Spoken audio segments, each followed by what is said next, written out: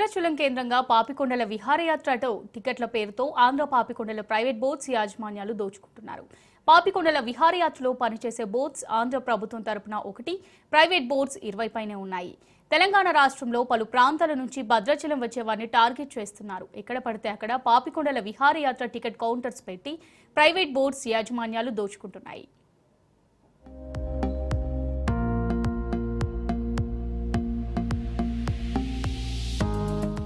పర్యాటకులు పాపికొండలను చూసేందుకు వీకెండ్స్ లో అధికంగా వస్తున్నారు. శని, ఆదివారాలైతే ప్రైవేటు బోట్స్ యాజమాన్యాలు పర్యాటకులను దోచుకుంటున్నారు. వీకెండ్స్ లో పాపికొండల ప్రైవేటు బోట్స్ సిండికేట్ గా మారుతున్నారు. టికెట్ ధరలు 2500 నుంచి 3000 వరకు విక్రయిస్తున్నారు. ఇంత దోపిడీ జరుగుతున్న అధికార యంత్రాంగం పట్టించుకోవడం లేదు. ఎంతో ఆశతో పాపికొండలు చూడటానికి వెళ్లిన విహార యాత్రికులకు నిరాశలు వెనుదిరుగుతున్నారు.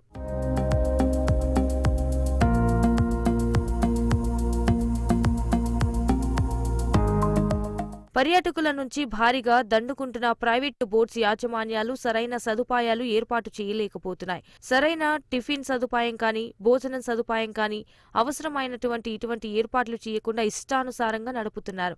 అధికారుల పర్యవేక్షణ లోపం కారణంగానే ఇలా జరుగుతుందని, ఇలానే జరిగితే గతంలాగానే ప్రమాదాలు జరిగే అవకాశాలు లేకపోలేదు. పాపికొండల పేరుతో ఆంధ్ర బోట్స్ యజమానులు దర్జాగా వ్యాపారం చేస్తున్నారు. ఇప్పుడు తెలంగాణలో దోపిడీకి తెరలేపారు. ఆన్లైన్లో పాపికొండ బోటు ప్రయాణ టికెట్స్ ను బ్లాక్ చేస్తున్నారు.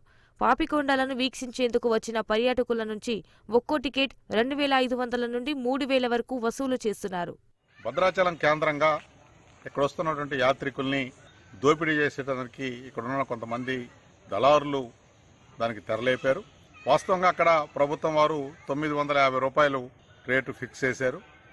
కానీ ఇక్కడ టాటా మ్యాజిక్లోనూ లేకపోతే షేరింగ్ ఆటోలో పంపించి ఇక్కడ ఉన్నటువంటి వారాంతరాల్లో, శని ఆదివారాల్లో ఇక్కడ ఉన్నటువంటి పర్యాటకుల్ని 1350 నుంచి 2000 రూపాయల వరకు ఒక మనిషి దగ్గర తీసుకున్న దాఖలాలు ఉన్నాయి.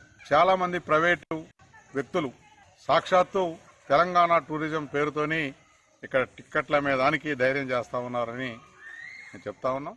పాపికొండలలో ప్రైవేటు బోట్స్ యాజమాన్యాలు సిండికేట్ ఏర్పడి భద్రాచలంలో ఎక్కడ పడితే అక్కడ పాపికొండల టికెట్స్ కౌంటర్స్ ఏర్పాటు చేశారు.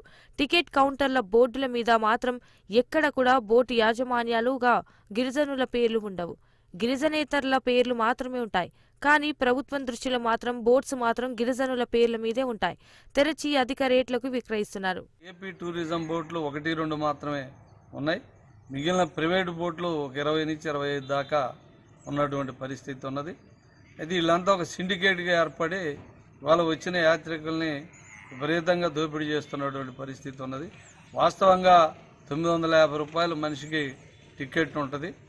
అది టూరిజం వాళ్ళు అయితే కరెక్ట్గా ఆ రేటే తీసుకుంటారు.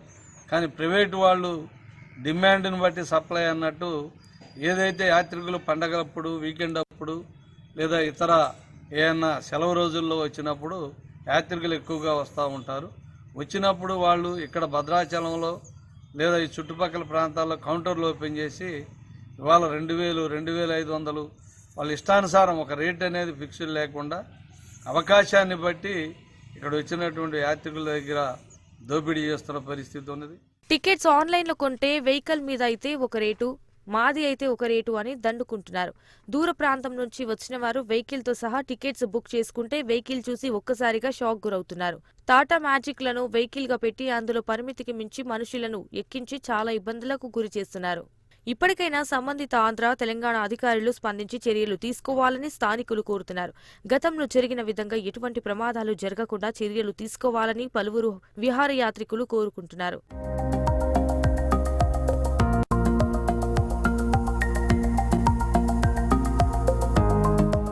పాపికొండలలో నడిపే ప్రతి ఒక్క బోటు కూడా బినామీ పేర్ల మీద నడుపుతూ ప్రభుత్వ నియమ నిబంధనలు పాటించకుండా గిరిజనుల అభివృద్ధిని దెబ్బతీస్తున్నారు. ఆంధ్ర వ్యాపారులు తెలంగాణ ప్రాంతమైన భద్రాచలంలో ఎక్కడ పడితే అక్కడ పర్మిషన్లు లేకుండా తెలంగాణ టూరిజం పేరుతో, గిరిజన సంఘాల పేరుతో కౌంటర్లు ఓపెన్ చేసి అధిక రేట్లు అమ్ముతున్నారు. ఇప్పటికైనా సంబంధిత అధికారులు స్పందించి భద్రాచలం రాములవారి దర్శనానికి వచ్చి పాపికొండలు చూడాలనుకునే భక్తులను దోపిడీకి గురి కాకుండా కాపాడాలని పలువురు కోరుకుంటున్నారు.